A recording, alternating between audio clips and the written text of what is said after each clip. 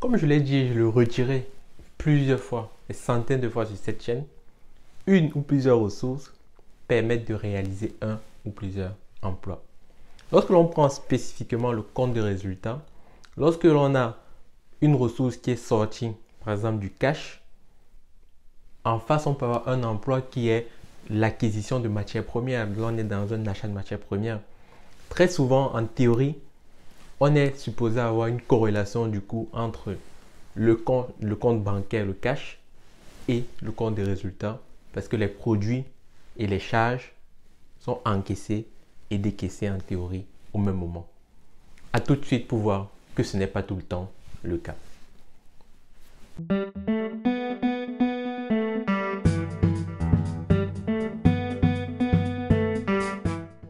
Bonjour à toi et bienvenue sur ma chaîne. Moi c'est Kevin Toussi, jeune diplômé d'expertise comptable.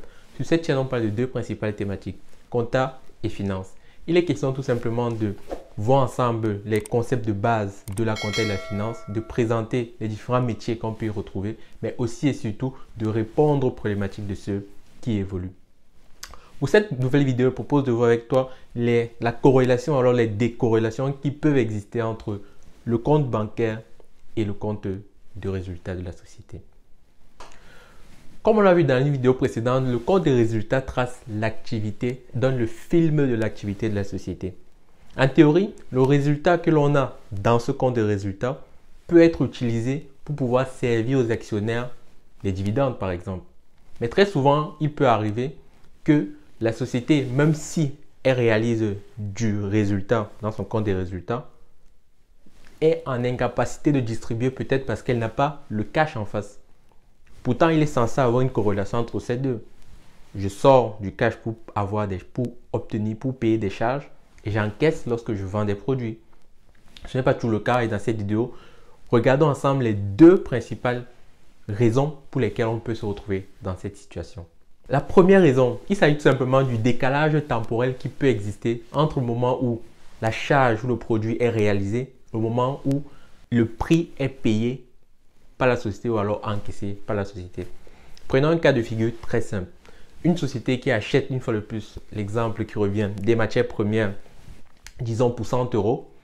Si elle a acheté ces matières premières-là à crédit, dans l'opération, le schéma de l'opération sera de recevoir les matières premières, mais il n'y aura pas en face un décaissement.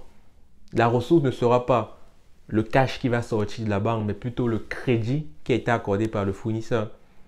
Et si on se retrouve en fin de période, disons le 31 décembre, qu'il y a cette opération et que le délai de paiement à ce fournisseur est de 3 mois par exemple, la société peut donc décider de payer son fournisseur 3 mois plus tard, c'est-à-dire le 31 mars de l'année prochaine.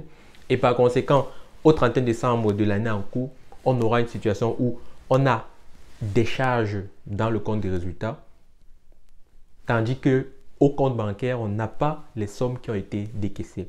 Le même raisonnement peut être appliqué lorsqu'il s'agit de produits où tout simplement on aura des produits qui ont été vendus, donc on aura un produit en compte des résultats, mais pourtant en face on n'aura pas du tout encaissé les sommes correspondant à cette vente de marchandises. Deuxième raison est tout simplement liée à la nature même des charges et des produits. Comme on l'a vu dans une vidéo précédente, il existe des charges non décaissables et non encaissables de par leur nature. Comme exemple de charges non décaissables, il s'agit des amortissements. Les amortissements, comme on l'a vu, permettent de refléter la perte de valeur de l'immobilisation du fait de son utilisation, de l'évolution technologique ou alors tout simplement du temps qui passe. Cette perte est reflétée au travers d'un compte de charge en contrepartie d'un compte d'immobilisation, d'un sous-compte du compte d'immobilisation. Il n'y a donc à aucun moment un impact sur le compte bancaire de la société. Donc une fois de plus, dans cette situation, on a une charge qui est constatée au compte des résultats, mais en face, on n'a pas le cash qui est sorti. Pareil, on peut avoir des produits qui sont non encaissables de par la nature. Les produits, généralement là, il s'agit de reprise de provisions. Par exemple, alors de compte de transfert de charges. Comme tu l'as vu dans ces deux cas, que l'on soit dans une situation de décalage temporel ou alors de charges ou de produits de par leur nature non encaissables ou non décaissables, il y a carrément une divergence entre ce que l'on a en compte bancaire et ce qu'il y a dans le compte de résultat. Ceci a poussé des entreprises à faire des choses théoriquement impensables, d'emprunter pour pouvoir distribuer du dividende parce qu'ils ont du résultat qu'ils ont dégagé du fait de l'activité, du fait du film de l'activité concentré dans le compte de résultat. Mais en face, ils n'avaient pas du tout le cash pour pouvoir le faire. Et même l'inverse est aussi réalisable, où cette fois-ci plutôt, la société a à sa disposition du cash, mais elle n'a pas réalisé du résultat. Elle ne peut donc pas distribuer. Voilà les subtilités, les éléments très importants à savoir lorsque on parle du compte de résultats et de tous les éléments et les produits et charges qu'on peut y mettre. J'espère que cette vidéo t'a plu et que tu y as appris quelque chose. Si c'est le cas, mets-moi un pouce bleu. Abonne-toi également à cette chaîne. Active surtout la cloche de notification pour ne pas rater de prochaines vidéos comme celle-ci. Je te dis à très vite.